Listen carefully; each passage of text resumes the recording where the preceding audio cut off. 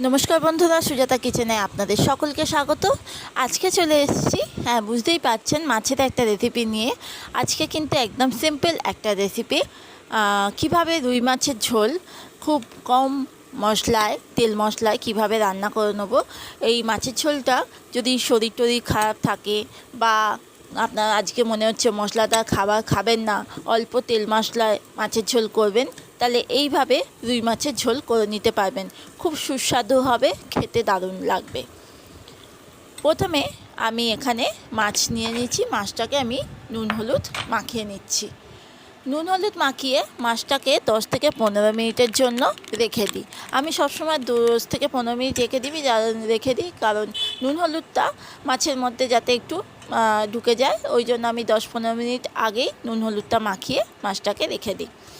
এবার কড়াইয়ের মধ্যে আমি দিয়ে দেবো সর্ষের তেল। সর্ষের তেলটা ভালো গরম হয়ে গেছে, তখন আমি মাছগুলোকে তেলের মধ্যে দিয়ে দিচ্ছি। আর আজকে যে রুই মাছটা দেখাচ্ছি, এই রুই মাছটা হচ্ছে জ্যান্ত রুই মাছ। যেহেতু জ্যান্ত রুই মাছের পাতলা ঝোলটা খেতে কিন্তু খুব সুস্বাদু হয়। মাছটা খুব একটা ভাজবো না, যেহেতু মাছটা জ্যান্ত, ওই জন্য জ্যান্ত রুই মাছ বা কোনো জ্যান্ত মাছে খুব বেশি না ভাজলেই ভালো, তাহলে টেস্টটা ভালো হয়। ওই জন্য হালকা দুদিকটা লালচে ব্রাউন হয়েছে তখন তুলে নিয়েছি। ওই তেলের মধ্যে তেলটা কমিয়ে নিয়ে ওতে আমি 1/2 চামচ কালো জিরে, একটা ছোটো সাইজের পেঁয়াজ দিচ্ছি। পেঁয়াজটা কিন্তু আপনারা অ্যাভয়েড করতে চাইলে পেঁয়াজটা না দিয়েও করলে ওটাও খেতে কিন্তু ভালো লাগবে, আর যারা চাইবেন পেঁয়াজটা দিয়েও খেতে পারেন, খারাপ লাগবে না। পেঁয়াজটা তেলের মধ্যে একটু ভাজা ভাজা হবে, তার মধ্যে দেখি আমি আজকে কাঁচকলা দিয়ে আলু দিয়ে মাছের ঝোলটা বানাবো। আর কাঁচকলাটা নুন হলুদ দিয়ে মাখিয়ে রেখে দিচ্ছি খানিকক্ষণ। কড়াইয়ের মধ্যে পেঁয়াজটা বেশ লালচে মতো ভাজা হয়ে গেছে, তখন আমি একখানা আলু আর একখানা কাঁচকলা এখানে দিচ্ছি। আপনারা চাইলে এর পরিবর্তে ঝিঙে ব্যবহার করতে পারেন বা পেঁপে ব্যবহার করতে পারেন, কোনো অসুবিধা নেই। আর এইভাবে মাছের ঝোলটা করলে গরম ভাতের সঙ্গে এই মাছের ঝোল দিয়েই ভাত খাওয়া হয়ে যায়। মশলার জন্য আমি নিচ্ছি 1 চামচ জিরে, 1/2 চামচ মৌরি আর 1/2 চামচ গোটা ধনে, আর নিচ্ছি আদা, কাঁচা লঙ্কা। এটা একটা পেস্ট বানিয়ে নেব। বেশ ভাজা ভাজা হয়ে আসবে আলু কাঁচকলাটা, তখন আমি এর মধ্যে পরিমাণ মতো লবণ দিয়ে দিচ্ছি।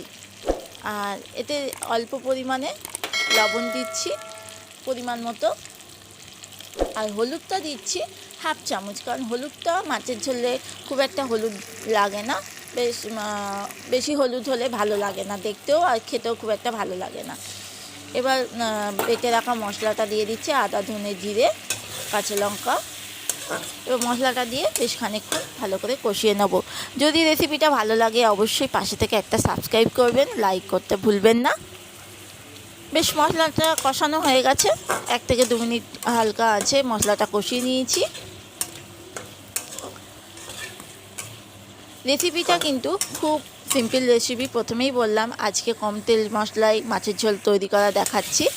বেশ মশলাটা ভালো কষানো হয়ে গেছে, এরপর আমি জল দিয়ে দেবো। আর জলটা পরিমাণ মতো দেবেন, কারণ জলটা দেখুন যার যেরকম ঝোল খাবেন, কেউ ঝোল পাতলা একটু খেলে একটু বেশি জল দেবেন, আর কেউ ঝোলটা একটু গাঢ় হলে কম জল দেবেন। আমি মিডিয়াম জল দিয়েছি, ঝোলটা মোটামুটি থাকবে। এবার 2-3 মিনিট পর বেশ ভালো ফুটতে শুরু করেছে, তখন আমি ভেজে রাখা মাছগুলোকে এই ঝোলের মধ্যে দিয়ে দিচ্ছি।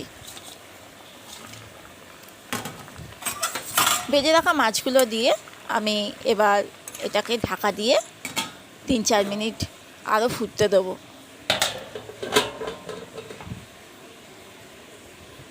3-4 মিনিট পর আমি চলে আসছি, ঢাকনাটা খুলে দেখাচ্ছি। দেখুন ঝোলটা অনেকটা পরিমাণ কমে গেছে।